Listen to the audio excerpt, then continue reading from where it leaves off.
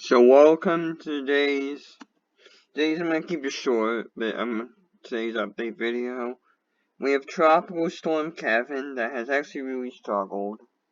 The storm kind of attained an intensity of 50 knots early yesterday, but it's also been succumbed.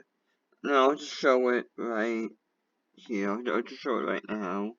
The storm quite frankly looks disgusting. I don't really want to spend much time actually showing the storm. You can just sort of see there's that upper-level anticyclone. It actually now moved a little bit further west, and along with the storm. But the overall position of the upper-level anticyclone remains displaced from the storm itself. So that's continuing to the high-pressure circulation is continuing to blast shear outward.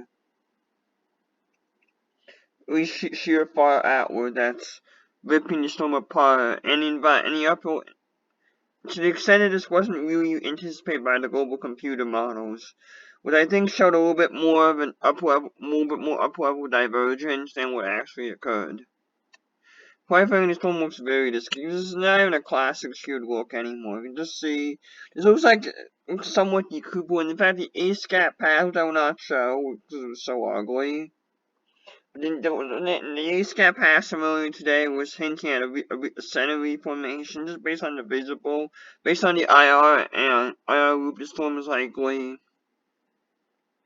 as well as the water vapor loop the storm is likely vertically decoupled. The current latest intensity estimate is at 40 knots, and given the storm structure, unless the shear significantly relaxes, which is unlikely, I would not like to see any serious intensity change. There may be some weakening as it continues to come to shear. But if the storm is not fully destroyed by the shear, some of the colder waters around this area is going to eventually lead to Kevin's demise in a day or so, once the system starts encountering sub-26C waters. Now, in addition, there's also Invest 91C. In the Central Pacific, that probably is warranted classification as a tropical cyclone by the CPHC, but they never actually pulled the trigger, and now is leaving the basin and is entering the West Pacific, where it will be monitored by the Joint Typhoon Warning Center. Behind this is Invest 93E, which the National Hurricane Center has given a 90% chance of development in the next 2 and 5 days. The models are still are probably a little bit too aggressive with the system. I'll get to why in a minute. You can see a pretty stark improvement in organization this evening, and I haven't been able to scatter a moment past to see how well defined the center is. It would not surprise me if the system was on the brink of becoming a tropical depression. Worth noting that, let's just refresh that all. Alright. The upper-level environment, at least in past runs, we'll see what this run is showing. Oh, it's actually showing light wind shear. If I'm reading this correctly, about 7 knots in 48 hours, which is actually a lot better than what some of the previous runs.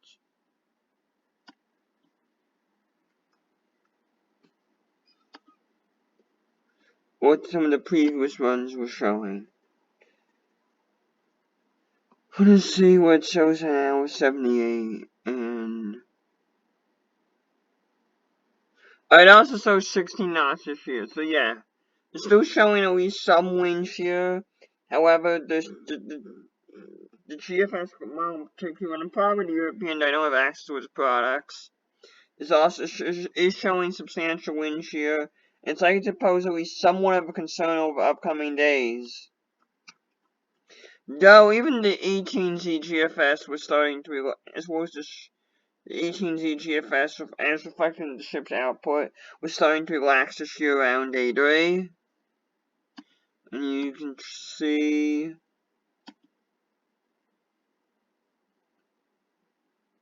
I think I got mixed up. I didn't think I was too far from the center. I was too far from the center, but I'll just show it through the You can see the shear environment looks to have improved. Is improving some as it gets along. So you can see substantial easterlies posing a problem at hour 54, but then the easterlies subside to its north, and you can see a more favorable environment with a well-defined up-level anticyclone building over the center by around day 4 into day 5. Of course, the question in a situation like this is when is the cyclone going to reach colder waters? Even by this point on the 18Z GFS, we're at about 18 degrees north and 122.84 degrees west, which if it doesn't go too much further north, the system's going to run into colder waters. The European, interestingly enough, actually deepens the system, starts to deepen the system, but not until it takes a southern dive that allows the system to stay over warmer waters. But not even that much warmer. That's at least enough to support what might be, if it gets a little bit further south, it might be very warm enough to support a substantial hurricane. Quite a substantial hurricane. So it's something to keep, track-wise, it's something to keep an eye on. But so far, the 12C European is the only major model to actually show, that I know of to actually show this sort of dip. That could prolong it, because that could prolong its period over favorable conditions. Otherwise, I'm going to assume, even though the 0Z GFS is coming in a bit more friendly, calling for a bit more favorable environment. You even see on day, it's about 22 knots. It might not be towards perfect center. That might not be the perfect center here. 18. It shows at around 11. It shows over 11 knots. Even the GFS showing around 11 knots of shear by about day 5. So, with that in mind, it does seem the system. I would not expect too much of the system in the short term. Outside of possible tropical cyclone designation in the next 25 hours, I would not expect any serious strengthening beyond minimal tropical storm strength until the wind shear abates, and there's some uncertainty on when that's going to occur. I think the 0Z GFS running looks a bit more favorable, shear-wise, than the cut that's running now in the previous 18Z run, but regardless, I would not really expect any serious intensification until about Wednesday or Thursday.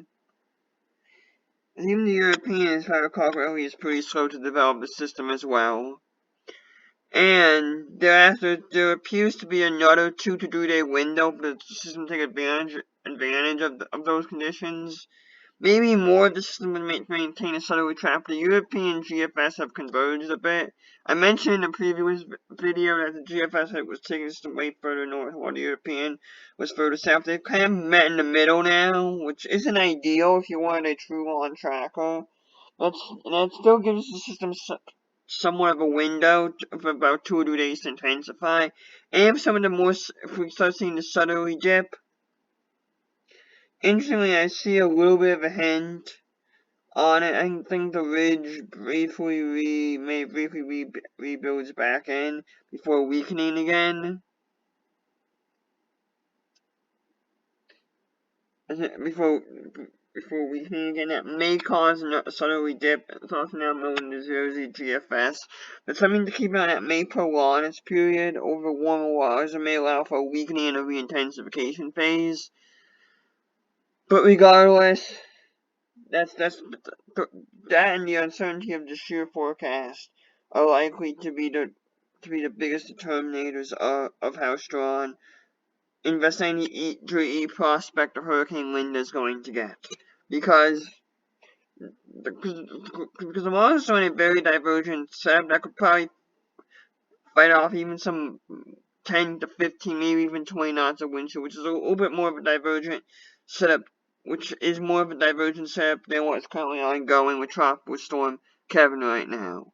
Anyhow, that's it for today's video. I hope you guys learned something.